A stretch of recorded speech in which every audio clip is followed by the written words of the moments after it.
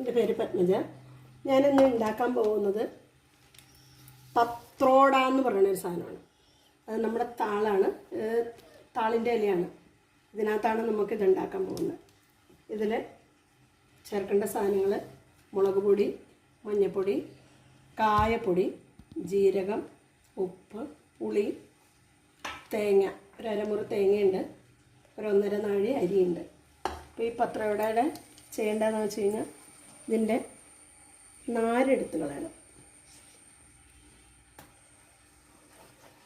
നാരിങ്ങനെ എടുത്ത് കളഞ്ഞിട്ട് വേണം നമുക്ക് ഇത് പത്രോട ഉണ്ടാക്കാൻ. പണ്ട് കാലത്ത് കഴിച്ചൊരു ഓർമ്മയുണ്ട്. ഇപ്പോൾ അടുത്തിടെ ഇതിനെപ്പറ്റി ഒന്ന് കേട്ടു. അപ്പോൾ അതൊന്ന് പരീക്ഷിച്ച് നോക്കാമെന്ന് ഒരു ഇത്. അങ്ങനെ ഉണ്ടാക്കി നോക്കിയിട്ട് നമുക്ക് ഉണ്ടാക്കാം.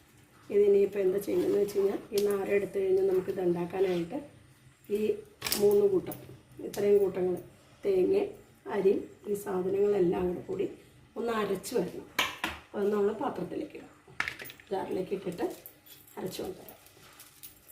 കുറേശ്ശെ അടയ്ക്കാം, ഒന്നിച്ച് നമുക്കെല്ലാം കൂടെ ഒന്നിച്ചിടാൻ പറ്റില്ല. ഒരു ചെറിയ ജാറാണ്, വലിയ ജാറിനായി കുറേശ്ശെ അരച്ചെടുക്കാം. ഇത് കായം പൊടിച്ചെടുത്താണ്, ഞാൻ വറുത്ത് പൊടിച്ചെടുത്തത്.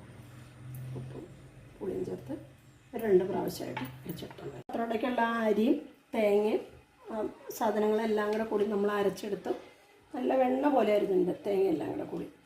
നമുക്ക് ചെയ്യേണ്ടതെന്ന് പറഞ്ഞു കഴിഞ്ഞാൽ ഇത് ഓരോ ഇല എടുത്ത് ഇതിനെ ഇങ്ങനെ പുരട്ടണം. ഇങ്ങനെ നമ്മൾ പുരട്ടി വെച്ച്, ഇത് താളിൻ്റെ ഇലയിൽ മാത്രമല്ല കേട്ടോ, മഞ്ഞളിൻ്റെ ഇലയിലാണ് ഞാൻ കഴിച്ചിരിക്കുന്നത്. അപ്പോൾ ഒരു മഞ്ഞളിൻ്റെ ടേസ്റ്റ് ഉണ്ടാവും. അപ്പോൾ ഈ മഞ്ഞൾപ്പൊടി നമുക്ക് ചേർക്കേണ്ട കാര്യമില്ല, അത് ചൊറിച്ചിലില്ല. ഈ സമയത്ത് മാത്രമേ ഈ പക്കോട എന്ന് പറയുന്ന സാധനം ഉണ്ടാക്കുള്ളൂ. അപ്പോൾ താളിൻ്റെ ഇല നമുക്ക് ചൊറിയില്ല ഇപ്പോഴത്തെ സമയത്ത്. അപ്പോൾ ചൊറിഞ്ഞാൽ പോലും എന്തെങ്കിലും ഒരു സംശയം ഉണ്ടെങ്കിൽ പോലും ചൊറിയാതിരിക്കാൻ വേണ്ടിയിട്ടാണ് നമ്മൾ പുളി ചേർക്കുന്നത്. പുളി ചേർത്ത് അതിങ്ങനെ എടുക്കണം. അപ്പോൾ ഒരു കായത്തിൻ്റെ ടേസ്റ്റും. അപ്പോൾ അരയ്ക്കുമ്പോൾ നമ്മൾ ഉപ്പ് മതിയൊന്ന് നോക്കണം. ഉപ്പ് നോക്കിയിട്ട് വേണം ചെയ്യാൻ. ഇതുണ്ടാക്കി നമ്മൾ ഇഡ്ഡലി പാത്രത്തിലോ അല്ലെങ്കിൽ കുക്കറിലോ എന്തിലാണെന്ന് വെച്ച് കഴിഞ്ഞാൽ നമുക്ക് ഇതിങ്ങനെ ആവി കയറ്റിയെടുക്കാം. ഇതിങ്ങനെ തേച്ച് പിടിപ്പിക്കാം. അപ്പോൾ ഇത് 2-3 നമുക്കിതുപോലെ മീതെ വെച്ച്, ഇത് കഴുകി വൃത്തിയാക്കി എടുത്ത ഇലയാണ്. അപ്പം ഇങ്ങനെ നമുക്ക് എന്നിട്ട് അപ്പോൾ അധികം കനം കൂടാതെ വേണം നമുക്കിത് ഉണ്ടാക്കിയെടുക്കാൻ. എന്നിട്ട് ഇതുപോലെ ചുരുട്ടി എടുത്ത് നമുക്ക് ആവിയിൽ കയറ്റാം. ഇങ്ങനെ ആവി കയറ്റിയിട്ട് നമുക്ക് മുറിച്ചെടുത്ത് നമുക്ക് ഇത്തിരി വെളിച്ചെണ്ണയോ അടുപ്പത്തെ വെളിച്ചെണ്ണ ഇട്ടിട്ട് നമ്മൾ ദോശക്കല്ലുമേ ഉണ്ടാക്കിയെടുക്കുക എന്തെങ്കിലും ചെയ്യാം.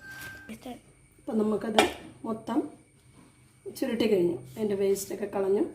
എന്നിട്ട് ഇനിയിപ്പം നമ്മൾ ഇത് ഇഡ്ഡലി പാത്രത്തിൽ വെള്ളം വെച്ചിട്ട് ഇത് ഓരോന്നും ഇതുപോലെ നിരത്തി കൊടുക്കാം. നിരത്തി ആവി കയറ്റിക്കഴിഞ്ഞാൽ നമുക്ക് ഇതെടുക്കാം.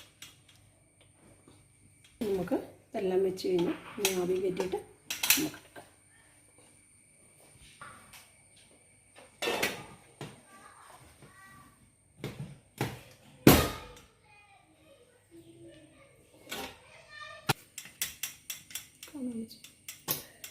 നമ്മൾ ഓരോന്നായിട്ട്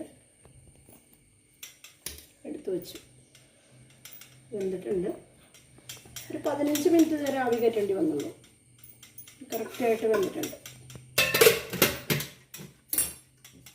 നമ്മളപ്പോൾ ഇതൊന്ന് കട്ട് ചെയ്ത് നോക്കാം.